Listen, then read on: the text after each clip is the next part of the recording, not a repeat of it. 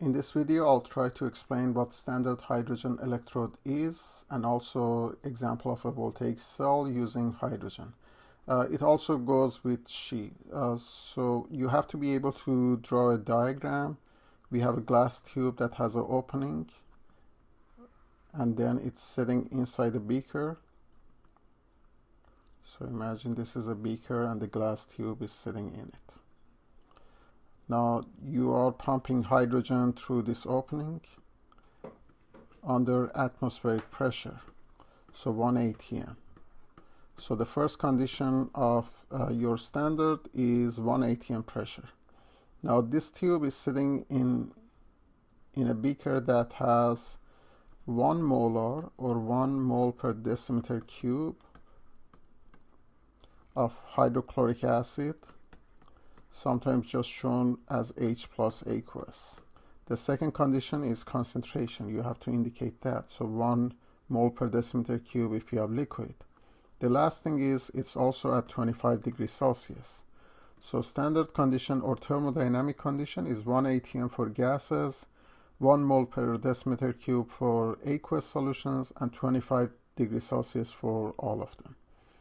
So then through this glass tube there is a copper wire that comes down here and is connected to an inert electrode, an electrode that doesn't react or doesn't get oxidized or ruined, and it's usually platinum or graphite. What I like to do is compare it on your chart and make a battery from hydrogen and another metal. In this case I want to go after zinc. The way it's written on your chart, which is reduction chart, zinc is gaining 2 electrons to produce zinc solid. And in this column I want to put E voltage, so that's your electropotential, and this 0 on top indicates standard conditions. Then again it's 1 atm, 1 molar, and 25 degrees Celsius. I want to compare it to hydrogen. Hydrogen is our reference. We decided to give it a voltage of 0, and in your chart it's written as hydrogen plus 1 electron. They all have equilibrium, so you can reverse the reaction and reverse the sign. In case of zinc it's negative 0.76. Zinc is saying if voltage is negative there is no tendency. Zinc doesn't like to do that. Zinc aqueous doesn't like to become zinc solid. It wants to do the reverse, behave like a metal and lose electron. Hydrogen in this case gains electrons and produces 1/2 hydrogen gas, and the voltage is 0. Then again, this is what we decided. We decided we compare everything to hydrogen, therefore 0 was given to that. In order to complete this battery, I need another half cell, so I draw another beaker. Inside this beaker I put my electrode, which is zinc itself. Zinc solid. It's sitting in a liquid of zinc salt, so zinc 2 plus. It could be zinc chloride, zinc nitrate. The last name is not important.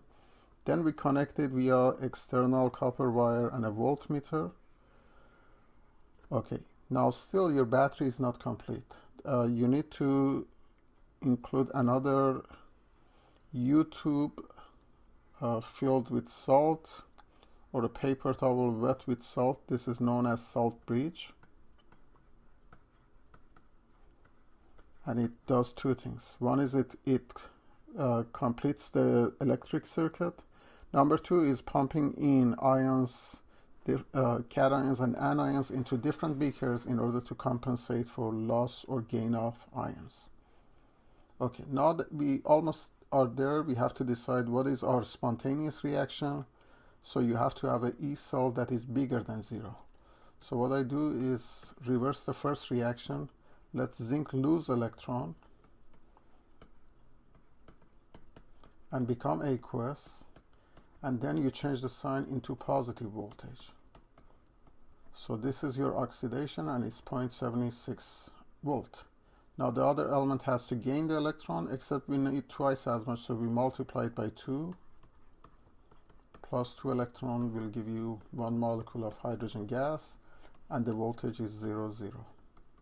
If you add your reactions, you almost have your equation. plus 2 hydrogen aqueous. Make sure you include states of matter.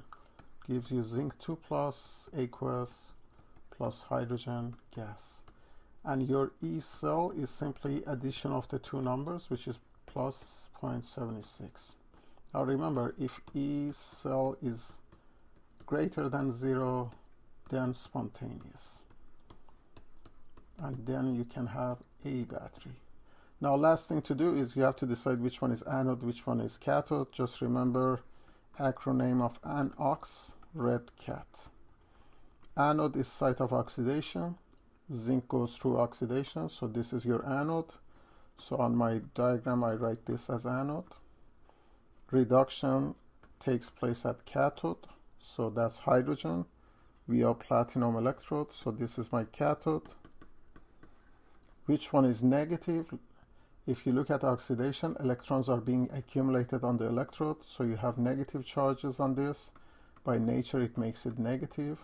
Electrons are being accumulated on anode. Yeah, they have no place to go, so they go to cathode. So movement of electron via external copper wire is always from anode to cathode. Last thing to do is, if it's a lab, you have to be able to write abbreviation for this battery. So it's zinc solid / to indicate half cell, goes to zinc 2 plus aqueous, a parallel line to indicate salt bridge. Then on the other side you have hydrogen aqueous that is becoming hydrogen gas, and E cell at standard condition is positive 0.76 volt.